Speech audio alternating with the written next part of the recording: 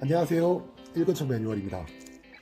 오늘은 저번 3강에 왜 미국 주식 투자인가 에 이어서 3-2강 미국 투자의 리스크, 그냥 미국 주식 투자가 답인가에 대해서 한번 제 생각을 이야기해 보려고 합니다.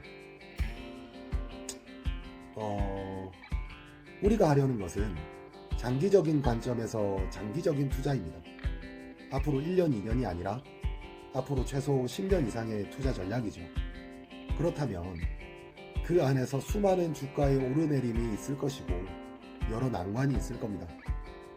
내 투자 전략에 대한 나만의 관점과 리스크에 대한 마인드셋이 되어 있지 않으면 그때마다 흔들릴 수밖에 없고 전략을 유지하기 쉽지 않습니다. 그래서 이번에는 우리가 선택한 미국 주식 적립식 투자에 대한 리스크에 대해 이야기해 보려고 합니다. 첫 번째는 주식시장의 사이클, 미국만이 답일까에 대해서 얘기해 볼게요. 미국 주식시장은 지난 10년 넘게 전 세계적으로 가장 높은 수익률을 기록해 왔습니다. QE, 양적 완화죠. QE와 같은 정책적 요인 때문에 저금리로 시장에 많은 돈이 풀렸고, 이는 미국 주식시장을 크게 부양했죠. 특히 나스닥과 같은 기술주들이 큰 성장을 이끌면서 미국 주식만이 답이다 라는 말이 나올 정도로 모든 관심이 미국 주식에 쏠렸습니다. 하지만 우리는 주식시장에는 사이클이 있다는 것을 기억해야 합니다. 장기적으로 보면 대략 10년 주기로 미국 주식이 주목받다가도 신흥국이나 다른 선진국들이 주도하는 시기가 돌아오곤 했습니다. 평균 획이라는 개념처럼 미국 주식이 과열된 후에는 다른 시장들이 더 나은 성과를 내는 경우도 많았죠. 우리가 진자운동, 좌우로 움직이는 진자운동처럼 한쪽 극단으로 끝까지 갔으면 더 가는 게 아니라 반대로 돌아오기 마련이죠. 한쪽 극단으로 많이 갔으면 갔을수록 또 반대쪽으로도 또 멀리 가는 게 세상 이치입니다. 그렇다면 지금처럼 모두가 미국 주식을 찬양하고 있을 때 오히려 우리는 미래의 리스크를 경계해야 할지도 모릅니다. 시장에는 과도한 낙관론이 자리 잡고 있을 때 그 뒤에 큰 조정이 찾아오는 경우가 많거든요. 두 번째, 지난 10년의 미국 주식시장, 저금리와 법인세 혜택이 이끌었다는 것입니다. 미국 주식의 놀라운 성장은 두 가지 주요 요인에 의해서 촉진되었습니다. 일단 저금리. 지난 10년간 미국 연준은 초저금리 정책을 유지하면서 기업들이 저렴한 비용으로 자금을 조달하고 이로 인해 투자도 크게 늘었습니다. 이로 인해 미국 주식은 계속해서 상승할 수 있었습니다. 그리고 법인세 인하. 트럼프 행정부 시절 법인세가 대폭 인하되면서 기업들의 순이익이 급격하게 증가했습니다. 특히 대형 기술주들은 이러한 환경에서 막대한 이익을 거두었고 그 결과 주가는 꾸준히 상승했습니다. 하지만 이제는 이러한 혜택이 줄어들 가능성이 큽니다. 금리가 다시 올라가고 있고 법인세도 앞으로는 다시 인상될 가능성이 제기되고 있죠. 물론 금리가 최근에 다시 내려왔다고는 하지만 이게 추세적으로 어느 정도까지 내려갈 수 있을지, 예전처럼 초저금리까지 돌아갈 수 있을지 불확실한 상황입니다. 이렇게 되면 기업들의 실적이 예전만큼 좋지 않을 수도 있고 이는 결국 주가의 부담으로 작용할 것입니다. 세 번째, AI에 대한 기대감, 실적과는 아직 거리감이 멀다. 최근 미국 주식시장의 상승을 이끄는 또 다른 중요한 요소는 바로 AI에 대한 기대감입니다. AI는 이제 모든 산업을 혁신할 것이라는 기대가 크죠.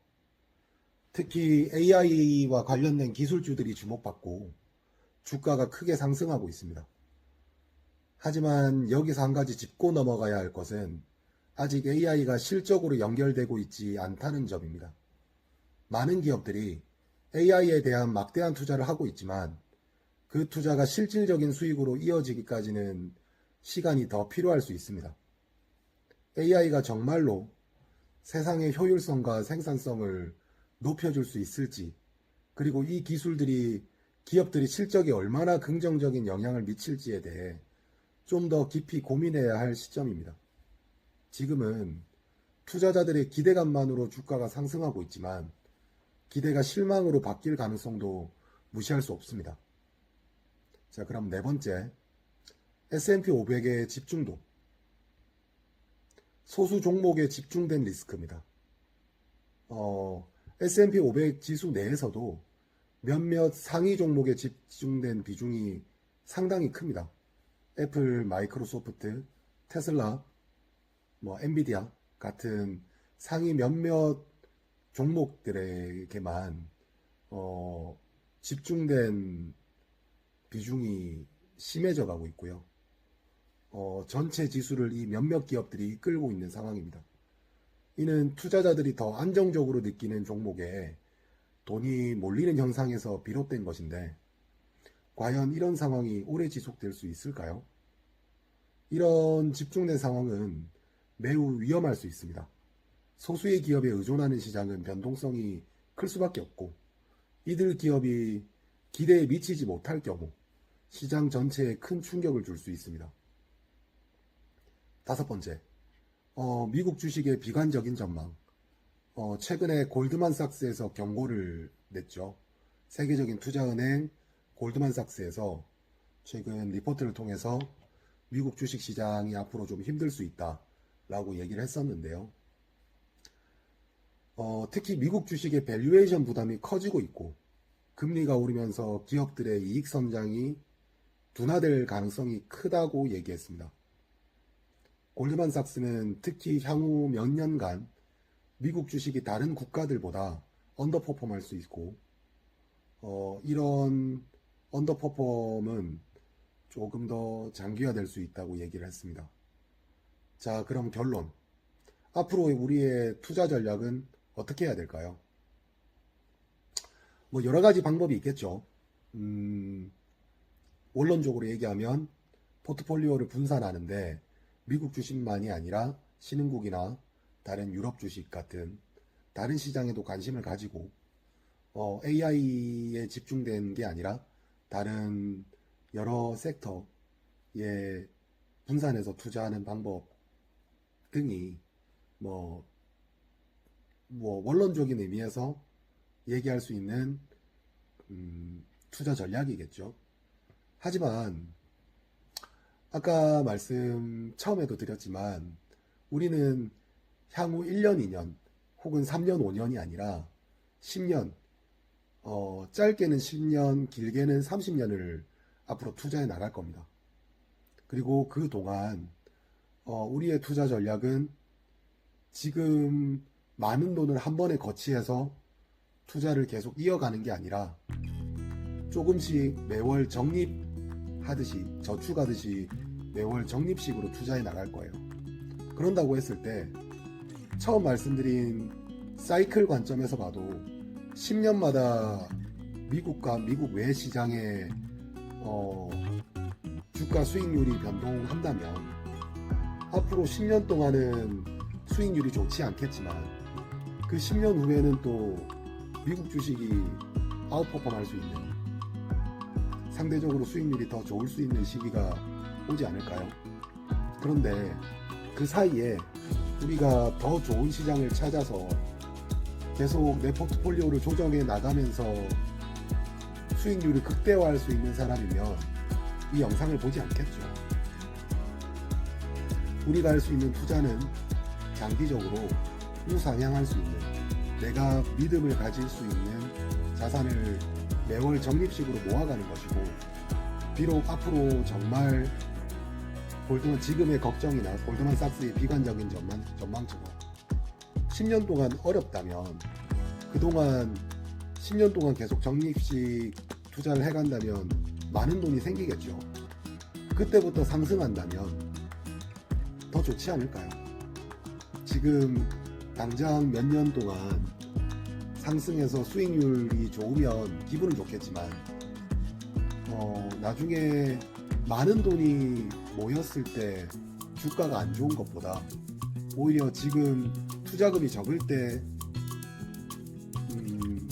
주가 수익이 안 좋더라도 모아가서 나중에 많은 돈이 모여서 주가 수익률이 좋은 게 훨씬 더 우리 노후 대비 그리고 우리 투자 전체 수익률에는 더 좋은 영향을 줄 겁니다. 그렇다고 생각했을 때 저는 지금의 DCA 적립식 투자 전략을 그것도 미국 주식으로 모아가는 것이 저에게는 가장 현명하고 제가 할 수 있는 제 능력 범위 내의 투자라고 생각합니다.